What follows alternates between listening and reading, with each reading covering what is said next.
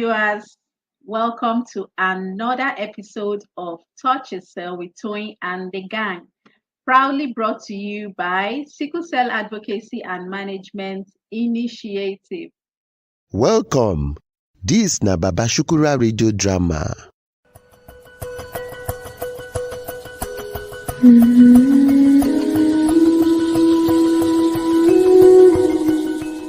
Rain, rain, go away, come again another day.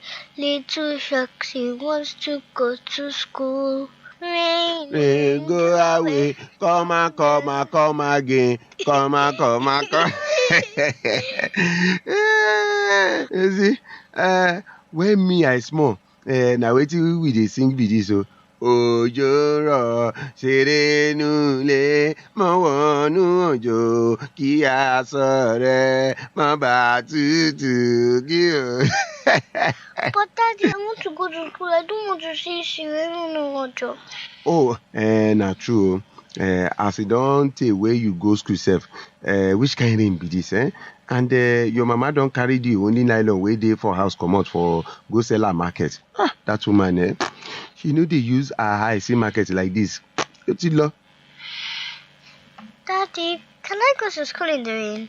I have an assignment to submit and I don't want to miss school today. Okay, my angel. I go take you myself. I no get umbrella, but maybe if we run, the rain no go too beat us like that. Okay, Daddy, I love you and Mommy. We sef love you. We love you, Goni. It's not love, Daddy, it's love. Ìyá ẹ ló máa ṣe correction fún. Ẹ̀rọ orí ẹ̀ lórí gbèsè. Àbọ̀jà. It's love. It's not love. It's love. It's not love, I Daddy, love you. it's love. I love you. I love you.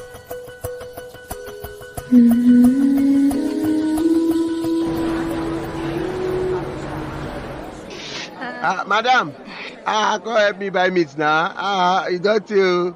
Now today meat dey yourself. How much be this one? This one. You see the meat full and well. This one I just 3,500. It's too much, Baba Elero. Make I give you 1,000 too. 1,200. 1,200 na money. I no go lie, but e no reach. Make you give me 3,200. Make I just sell am for you because now you go first me lower today. Baba Elero, I no get 3,200 now. Make I try.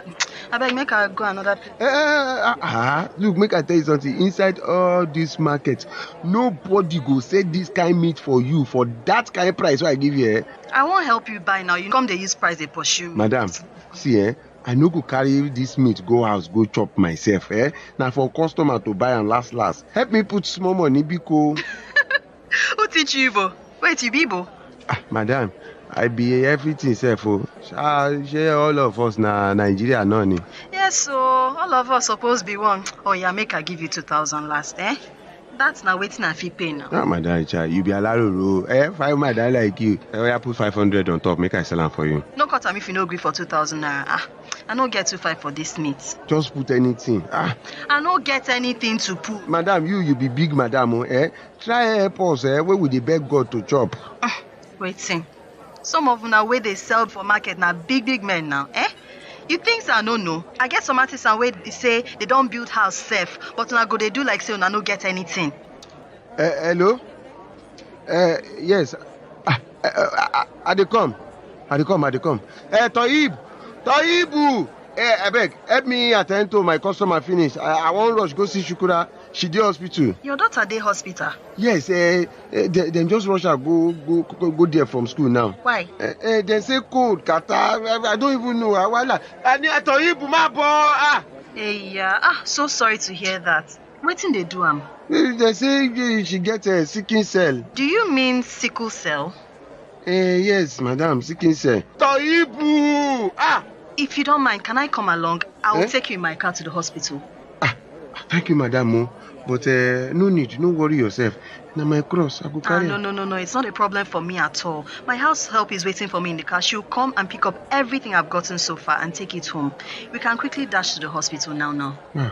Thank you very much, madam. God go bless you.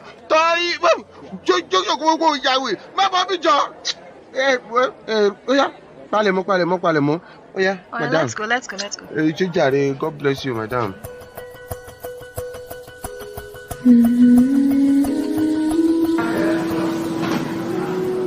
Why would you allow Shukura go to school inside the rain this morning, Baba Shukura? Why?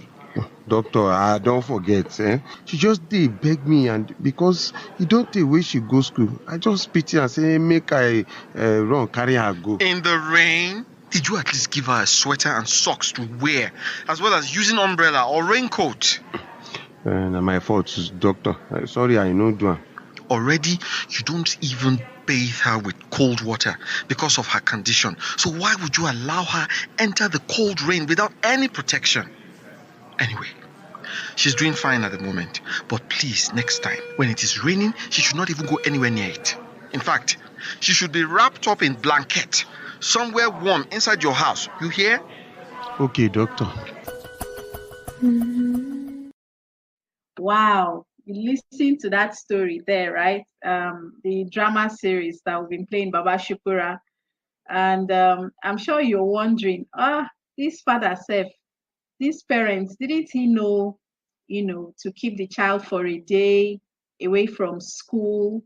And now the child is in crisis once again. So today, as we all know, we are going to be talking about the weather conditions, how it generally affects people living with sickle cell. And so with us today, I have Omolola Ogunriade. She is a sickle cell advocate who has moved countries, several times. So she's going to share with us, and we can also ask her questions. Drop your questions in the comment section, and would always tend to them as we go. So Hi. Here with us is Omolola Ogunriade. Omolola, welcome to the show. Hi, good evening. How are you? And a warm welcome to you. Good evening. Thank you. It's good to see your face on the show once again. It's been a very long time. I know. It felt like I was on sabbatical. I understand, right? Lovely to see you guys. Yeah. Yeah.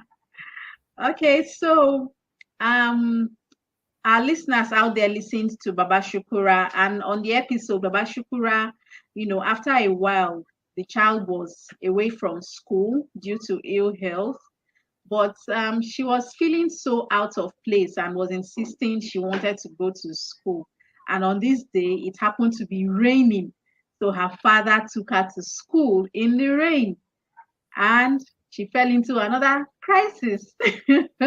So today, we are going to be talking about how the weather affects people living with sickle cell. So you are going to be sharing with us some of your experiences. I know you have a whole, wealth of experience to share with us from. So I think I'll start with you sharing with us how it was like for you when you moved from one country to the other, moving from a temperate region to a more, lower climate region and all that, how you have fared all these years, what it was like, and, tips you may have for warriors. So, when I decided to take this topic this evening, I remember like a whole lot of my journey and why my parents were a bit reluctant to have me relocate or to move countries, because we all know when it's the raining season how we all fall sick, and we know how the temperatures, obviously when it's lower temperatures, it triggers a crisis. So for me, I know I left Nigeria. Actually, my journey started leaving Nigeria as a teenager.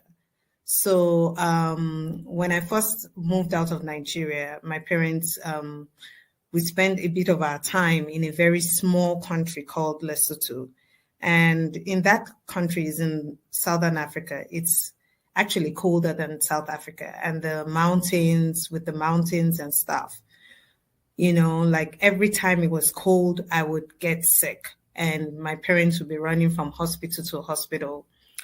And later on, I adjusted because what really was the breakthrough for me was the little things. It was just the little things like keeping the rooms warm, ensuring I get warm clothing, and also making sure I get into immune boosters, like things like vitamin C, a higher dose, because when I get the cold, then I really, really get sick. In fact, it got to a point that anytime I travel outside Africa, I go and I don't buy myself clothes. I actually buy myself very warm jackets.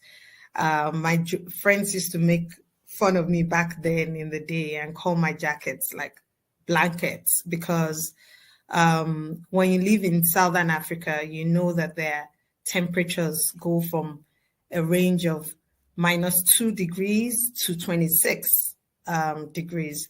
So, which means that their winters can be warmer than compared to the Western countries, the winters.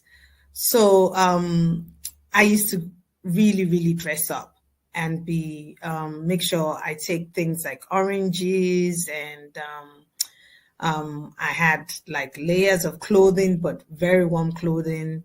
In the house, my room was the warmest. Like my parents made sure there was floor heating in my room, and then they had electric blankets. But adjusting to it in the beginning, and then I used to avoid, like, when it gets cold, I wouldn't, like, other than go to work, like when the temperatures drop, or you won't see me like really out. I learned to understand my boundaries when the conditions dropped, and also make sure that I'm drinking a lot of fluids. But I wouldn't say tea, because I really don't like tea that much. But one of the things that I can say was a breaking point for me in terms of my health was I understood reading the weather forecast, and I understood the type of clothing I needed to wear when the temperatures drop, to the point that even when it's the slightest rainfall, I have a particular jersey which is sweater to wear, which is a lighter one to wear. So I can, even to the point that, like when I go to church now, they know when it's cold, they're not going to see me in church. I can totally relate. I have various sweaters in various thickness. Yeah. They know they're not going to see me when the temperatures drop, that I'm not going to come to church that Sunday. And, a lot of the times I realize that when I'm sick, when I come down with the cold, they call it the flu here, it's because I've been exposing myself to my chest, to the cold. I've, maybe underdressed. I've been in extreme temperatures. But most times when I discover that trick, I would say I decided to not allow myself to have stories that touch, because in the beginning phase, I was up and down the hospitals. And now I know that the vitamin C, 1,000 milligrams, the immune boosters, the oranges, all those things, they help me avoid getting colds that could trigger a bone crisis. So that's what I've done with regards to ensuring that I continue to live in this kind of countries, even to the point that now I'm even considering moving to Canada. But before, if they told me that, I would have been scared that I can't do that. Yeah. Can imagine. Wow. Yeah. Oh, that's interesting. Okay, so okay, growing up, what was schooling like, during these weather conditions? Were your parents, more of like Baba Shukura, who even though it was Shukura crying, I want to go to school, he should have said no, not today. At least just for one day, you could miss school, right? So how was it for you when you were much younger? Oh no, the funny thing about going to school in the Southern African region is that they have like summer uniform, and then which is a skirt and a blazer and a shirt, and then winter uniform you wear a sweater and then trousers, and then you wear socks and a blazer. But for the very, very extreme weathers, like those days, like it used to be extremely cold, and I wouldn't want to go to school, But I had a dad that he was just like, "You're going to school, whether you like it or not."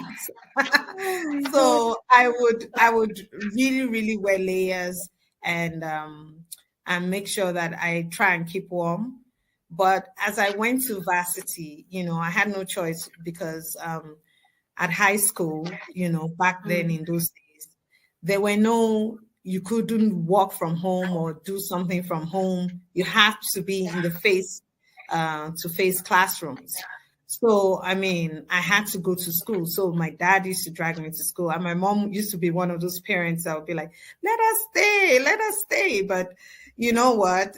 It really paid off in the end because I ended up finishing high school. And then when I got to varsity, I know the first year was very difficult because I had to catch a bus to school. And then when I get to varsity, when it's cold, I wouldn't, by the time I'm leaving campus, I'll be falling sick. I'll feel my bones hurting. But later on, when I had a talk with my lecturers, I could now, when I got to second year and third year, I could now be flexy and say, oh, is it possible? Can I have this handout and everything? But it took a while because the mindset of people within Southern Africa, they didn't really understand what I was dealing with at that point in time. Yeah. So, and it wasn't written on my face that I had this sickle cell. Yeah, so it was I a can struggle. understand. It was a struggle, having to run and walk and go catch the bus and it's really freezing cold. And those were not the days of Ubers, like you could call on your app. So it was terrible. Yeah, I totally get. Wow.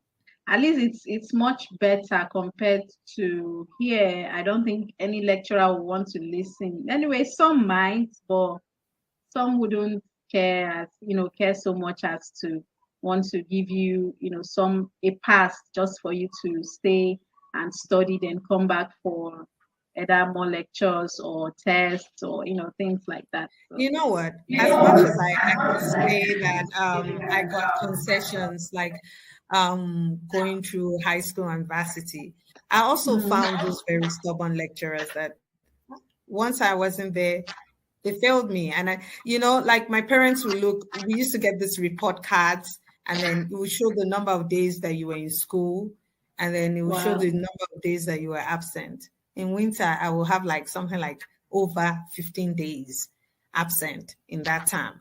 And, it was really, really difficult because, the spotlight was always on you, and it wasn't positive spotlights that I had on me back then, So I hated walking to school. And at that point in time, we were living so close to the school, and my dad used to feel I should walk to school. So it was really, really terrible because in winter, you'd be trying to wear layers, trying to walk. It was not a good feeling at all. Yeah. Wow. I can imagine. We passed all that now. Okay, so we'll go on a short break now. When we come back, we'll talk about the altitude, how flying gets to affect people living with sickle cell. They say a child born with sickle cell can live beyond the age of 21. They say sickle cell is a death sentence. They say they can't hold a job or run a successful business, that they can't live a healthy, productive life. They say. But is this true? Join Tony and the gang on the Touch a Seal show. We are back. I hope you enjoyed our break session. Okay, so we'll be talking about the altitude. So we get to hear a lot of, warriors shouldn't fly and all that. The altitude, because it affects the oxygen level in the body. Sickle cell has to do with a lot of, low oxygen levels in the body. And so that high altitude affects the oxygen level in the body. So what has been your experience with flying? Because I remember some years back, before COVID, hit us, you used to be frequent for work. You always have to come into the country to work and all that a few times in a year. And sometimes you always had to fly all the way to Europe, which was even way longer and more stressful. So what has been your experience? What helped? Oh no, everybody knows, like, when they talk about me, I see myself, like, I'll date back to when I was like my early 20s. And I remember, like, because my dad was a lecturer, so he used to move countries quite a lot. So he moved to Jamaica, and that was like, from South Africa, that was like a day's travel. So we first got to Atlanta. Then from Atlanta, we took another 4 or 5 hours trip to Jamaica. And I remember on that flight that was over 10 hours long from South Africa. That was like 12 hours from South Africa. I was sitting on the seat, and my dad told me as a passenger, you need to get up. You need to get up and walk up and down the aisles. And I hated that at first, because I was like, I'm tired, I'm exhausted. But you know what? That worked. That was before COVID, because when I got to America, my legs were not that swollen. Now, when I look at the days of now of COVID, that they don't want you to move up and down the aisles and on the flight, it's pretty difficult, because I know I attempted to travel back to Nigeria with this, and recently after the pandemic, and my legs were swollen, and because I didn't get a chance to walk up and down the aisles. Another thing I try and do is that once the altitude drops, I try and drink a lot of fluid, but so that I can go to the bathroom on the flight. I remember once I was going to Senegal, and that was like over 9 hours, and I had a crisis, because I wasn't moving around. I forgot to wear I think it's called the circulation, those stockings that are supposed to help you with blood circulation, and my legs were swollen. I got off the flight. Compression socks. Compression socks. Thank you. Yeah. I got off the flight. My legs were swollen. I could barely walk. I got to the hotel room, and I was in bed for over like a day, and I went there for like a work function. And, it's even worse when I have to go to places like America. Like, I always tell friends, don't invite me to a wedding in America, because from South Africa is over 12 hours. And again, I went to Washington for work in 2017. I was sick. But what really helped me on that journey was the fact that I kept on getting up the aisles. I kept on trying to move around to get my joints and my blood circulation flowing. And one of the things that I know that works for me is, like, when I travel, in my hand luggage, I already have my painkillers there. I have my pain medication. They give me water. I tell the the hair hostesses, I might be needing more water. Please help me with water.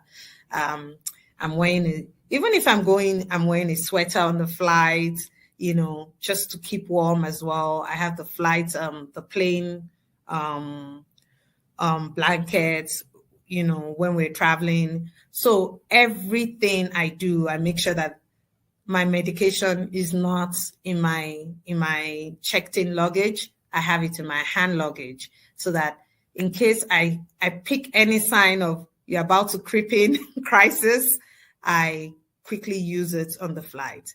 And another thing is that has helped me in the last 2 years, anyway, before COVID hit, was that my doctor, she recommended I be given a blood thinning medication just to help me so that I don't have I avoid having clots when I get off the flight as well.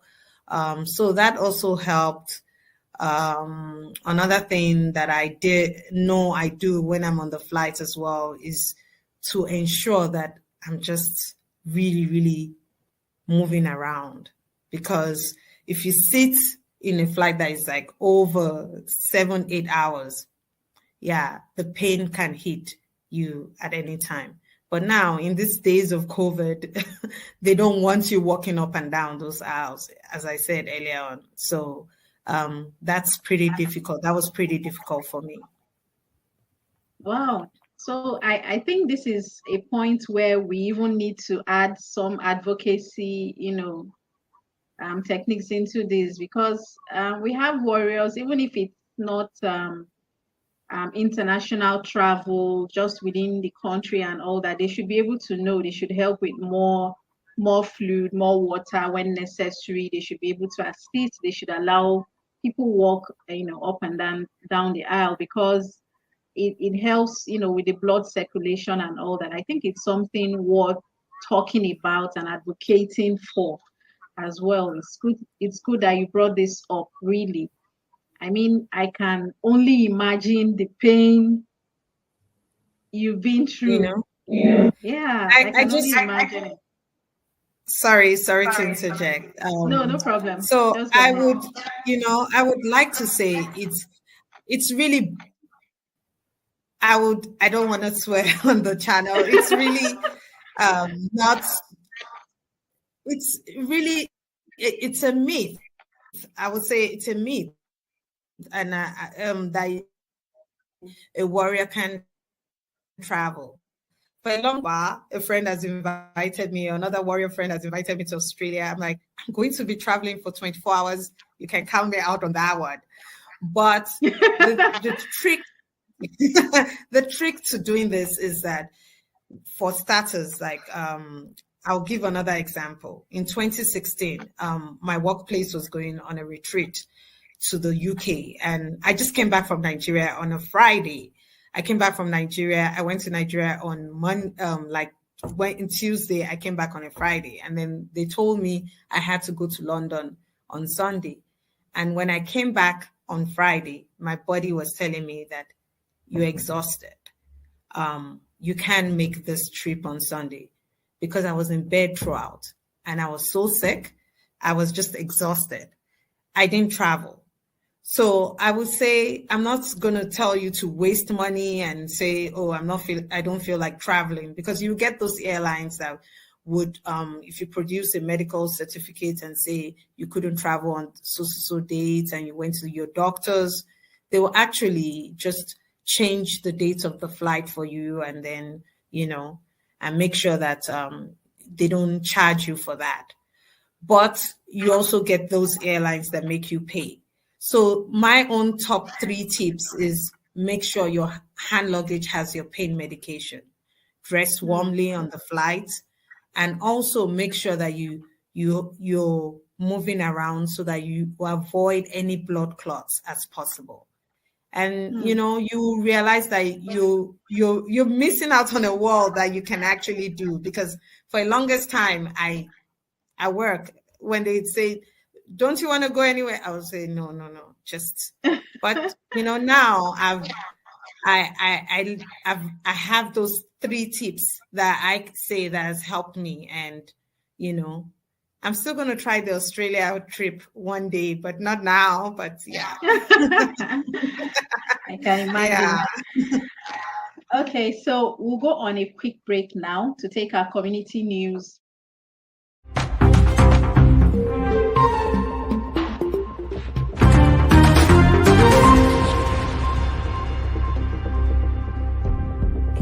Welcome to the Sickle podcast. My name is Sandra Omzilike.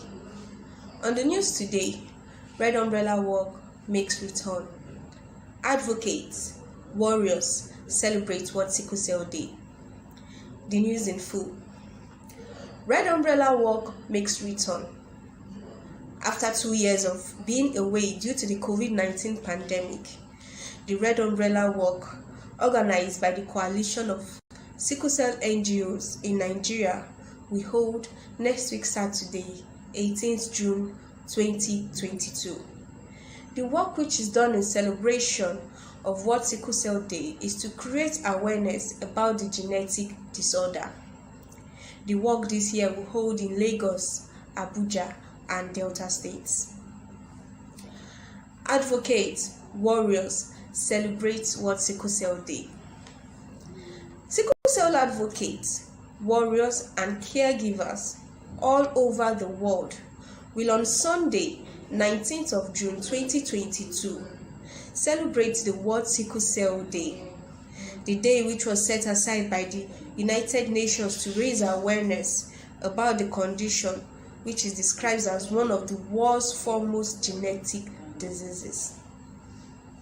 And this concludes the Sickle Cell Community News for today. Kindly join us next week for a fresh package. Thank you. Okay, we're back. I hope you enjoyed the news today. So we'll be concluding this session right now. And I really love the tips that Lola has given us here, especially for frequent flyers or first-time flyers. At least you now have something to arm yourself with instead of fear. So you can go wherever you want to go.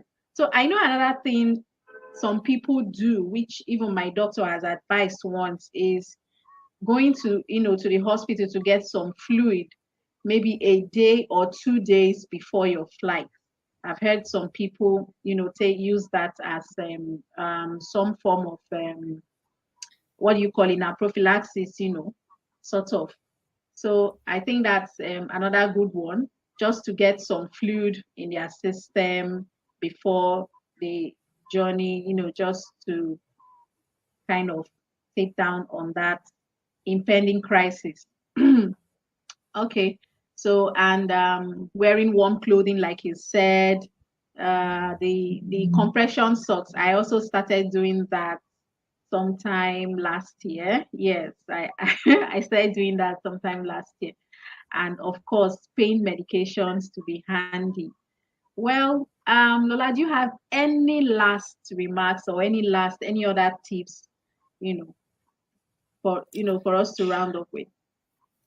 I think you've said it all. I think you said all my tips, but Yeah. I think there are those energy refill drips, that those B complex ones. And so I think that Okay. also could help, like you said earlier on, couple of days before you travel. But above all, I will encourage anyone, like, if you can take out the fear, you can conquer it, and you can travel and see the world. So that's my ultimate thing, and live like a normal person. We are normal, Lo, just we are normal. we just, are, yeah. but we are normal, but we all also have to take precautions when we travel. But with that said, you can enjoy and see the world. Everything is possible. If I can do it,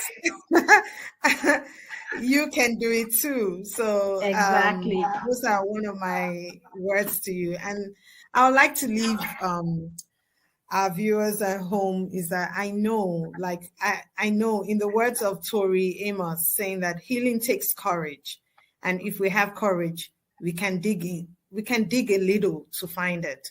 So that will be my own story and my own experiences with travel, because I didn't have courage to travel, and if I didn't have a parent that was just always dragging me, I'm telling you, this present job that I'm doing, I wouldn't have done it.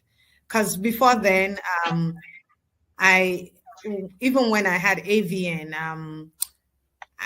I was shocked. I actually traveled, I was shocked that I actually traveled to the US once, even with AVN, but Wow. what I did was that I went with walking stick, and I told the airline to, when I got off the flight, so they got me a wheelchair. So it's important, like my last word is also communicate. If you're struggling, Yeah. communicate. Struggling Yeah. with your luggage, communicate as well. Like if you've had like shoulder issues and you can't carry your luggage, make sure you get help.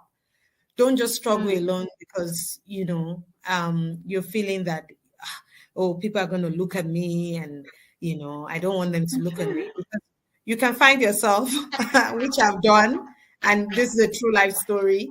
I went on a flight and I had excess luggage. Another thing I can say to warriors is that please try and travel light. Mm. Don't over travel. Don't carry too many stuff. So I went on this trip, I think that was 2018, and I had excess luggage, and I was carrying things and pulling things. And lo and behold, when I got back to South Africa, that thing had triggered my shoulder issues. And when I got back, I did an x-ray. They were like, oh, your AVN in your shoulder has gotten worse. So Wow. one thing I learned from that trip was travel light. Don't overpack. If it's 7 kg hand luggage, make it sure it's 7 kg. Don't be pulling things, and especially with your hand if you have shoulder issues. Yeah. So and basically know your limits. Know your limits. And stay within your limits. Yeah. And if you have a walking stick, don't be shy to use it.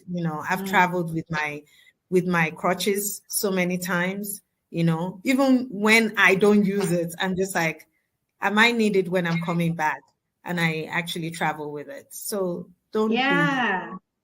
I once ashamed traveled with to my use it. orthopedic shoes too. So that's And a I good mean, one. it was even helpful. They, oh, please, come and allow her pass, things like that. Yeah. Oh my God, it's been a wonderful session. So I would like to also warn us. I know you mentioned blood thinners. So please, warriors out there, I know you heard that. Please do not get blood thinners unless they are prescribed for you. Because if you use them without being monitored as well, or you use more than it should be prescribed for you, it could also pose, more damage to you. So do not go buying blood thinners because she said the doctor prescribed blood The doctor thinners. and the doctor Yes. only prescribed it because I was on a flight that was more than 14 hours. So Yes. So I I wouldn't do understand it on because a flight to Nigeria.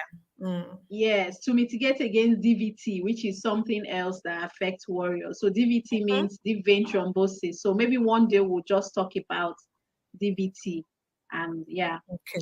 So it's been a wonderful time. Thank you, Lola, for coming on the show. Thank you for always hitting our call whenever we call, even on such short notice. I really, really appreciate. I really appreciate. Thank you for having me, and I look forward to chatting with you again. All right. Thank you. All right then. Okay, so yeah. Okay, so this brings us to the end of today's episode of Touch a Cell with Tonya and the gang. Do not forget to subscribe to our YouTube channel, Sammy Update TV, and follow us across all social media handles at Sammy Update. Thank you once again for being here. Thank you for being so supportive. This has been a production of Sickle Cell Advocacy and Management Initiative. I'm your host, Maureen Wachi, for today. So thank you, and thank you. Do take care.